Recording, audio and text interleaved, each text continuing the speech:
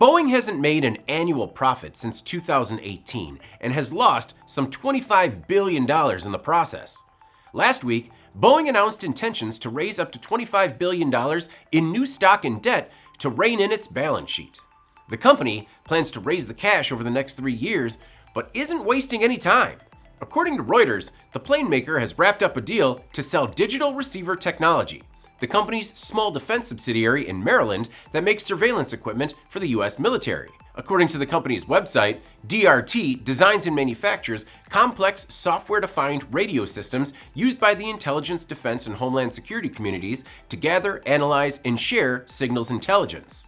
Boeing is selling DRT to Thales Defense and Security, a division of Thales SA, the largest defense electronics firm in Europe. The division is also based in Maryland. The terms of the deal haven't been disclosed, so it's unknown how much of a dent it will make in the company's $25 billion goal. On Friday, Boeing's new CEO, Kelly Ortberg, announced plans to cut some 17,000 jobs and push back the launch of a new 777 airliner. The company has spent more than $1 billion in cash and ended September with $10.3 billion in cash and securities, according to the AP. A large strain on the company has been the 33,000 striking machinists that have crippled production for more than a month.